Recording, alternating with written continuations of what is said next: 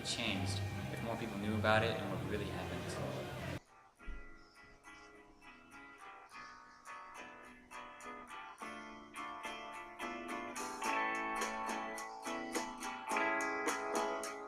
For example, it's necessary to capture and enclose endangered species in order to prevent their extinction and ensure their survival.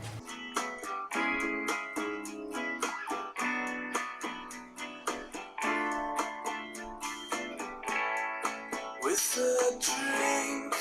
Keeping animals in captivity because it deprives them of their instinctual behavior, and industries such as circuses may use aggressive behavior in order to train them. She's never leaving. There were times, to be sure, it was so pure. Although there are negative consequences that arise from animal captivity, there are also several reasons to why we should capture and hold animals. Falling ceiling, and all the walls will fade to black. Can she be thinking of another?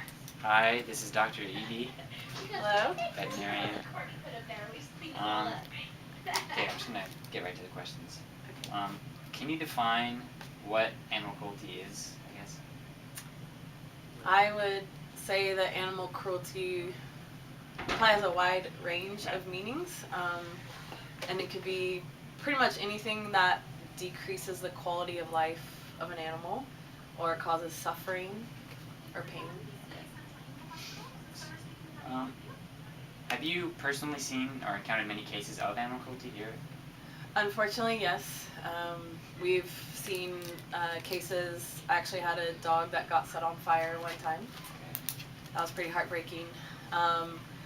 We see cases where we would suspect kind of animal cruelty, and sometimes you have to be really careful when you go approaching that with an owner. A lot of times they're not doing it on purpose, but maybe they just don't understand what they're doing is wrong. And then there are cases where the Humane Society gets an animal from the street or from a house and brings it to us that is a cruelty case, and they tell us. So yeah, we do see it a lot. And you kind of already talked about a specific one. So is there like a more common, like a really common case of animal cruelty that you see most often? I would say the main types of things that we would see in a small animal setting like this would be more kind of neglect of maybe a chronic disease. So let's say you had a big dog that was really old that couldn't get up and was just laying there and like going to the bathroom on itself. It was like covered in urine and poop and all that lovely stuff back there. And then if they're down and they can't get up, then they're going to get maggots, stuff like that. So that would probably be the most common thing, like older dogs. Yeah. So It's really sad. neglecting to take care of a problem would be considered a form of animal cruelty. Yes. Now, whether or not you could actually, legally go after someone for just not taking care of their big dog or putting their dog to sleep, probably not. But in my opinion, that's cruel to an animal. At least put it to sleep. So, yeah. Do you know of any methods, or have you participated in any ways of rehabilitating animals that have been previously abused in the past by their owners? Yeah, a couple. The dog that I mentioned that was actually set on fire.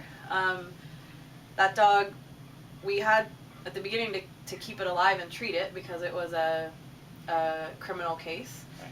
But after the case was over, we were allowed to keep the dog, and we rehabilitated her. We treated all of her wounds, and we found her a home. And then also I had a dog who had a leash like embedded into her neck that had been there for weeks to months. I mean, it was basically like sawing through her neck. And the owners, I gave them a big talking to, really angry with them, and I said, look, I'll keep this dog, sign it over to me.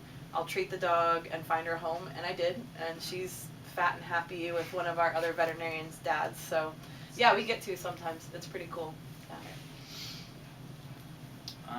Do you know what happens to animals, like if they're taking, I mean, you already described what you have experienced, but what happens to other animals that get sent to you who've come from abusive homes? Like, do they just get put in pounds, or are they put down?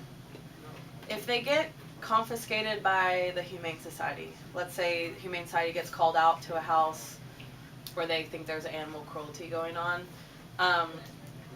if there's not an actual medical condition that needs to be treated at a hospital, they will take it to the shelter. If they're gonna press charges, which they can do because they're the law, they usually do keep the animal alive as long as it's not suffering too badly, because that's evidence. If it's really, really bad, then they may take it to the Humane Society and they may euthanize. So yeah, that would probably be the main. But they would keep it alive if they're gonna press charges. What are some of your personal thoughts on how animals are treated at zoos and shelters and sanctuaries?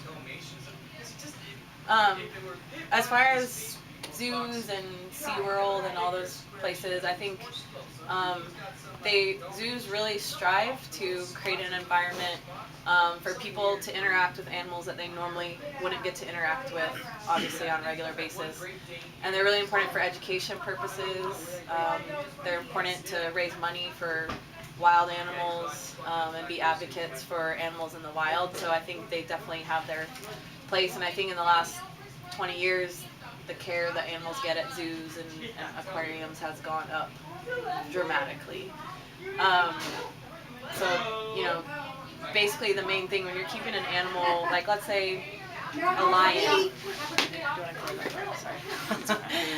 When you're keeping like a lion or a whale in captivity, obviously that's in such a small area in the wild where they would be roaming over huge, landscapes and stuff. You really have to focus on environmental enrichment, and basically that's placing things in their environment, teaching them, training them, letting them use their minds so that they stay healthy and positive. Do you see what I'm saying? Yeah. Like, you have to kind of give them what they would normally get in the wild. You have to give it to them, in the zoo. Right. And that takes a ton of money and time and training and all of that. Right. So. Okay. Next question.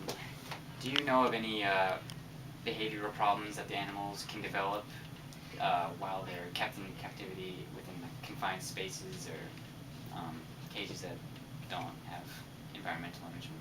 Yeah, they definitely can develop a lot of problems. One of the main things, so animals will get bored. Again, a lion, his instinct tells him to go hunt. Well, if he's not hunting or having some sort of scenario where he feels like he's hunting, they can develop abnormal behaviors. There's a term called a stereotypy. And basically that means a repetitive behavior that's not normal, and it can be bad. So for a lion, maybe he would walk in a circle around his cage all day long. For the sea animals, they can do similar things like swim in circles. Some of them could have self-mutilation where they would just start like grooming themselves and licking and pulling their hair out. Those would be kind of the behavioral side effects of not having environmental and brain stimulation.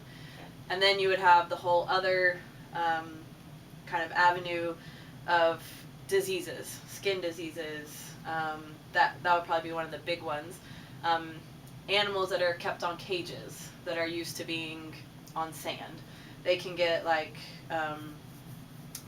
diseases like penguins get something called bumblefoot, I believe it's called, where their feet grow a certain bacteria or fungus from just sitting on wire cages all the time. And so obviously that's not something they would get if they were in the wild. Right.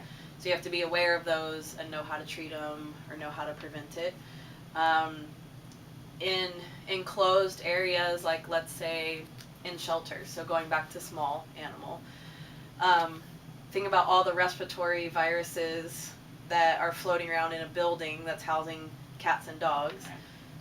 So those types of animals are going to get kennel cough, upper respiratory infections, it's just all enclosed and there's not good ventilation. So you got to worry about ventilation and cleaning protocols. So it would be easier for disease to spread to other animals. Exactly, Okay. because they're just in such close quarters. So yeah. Alright.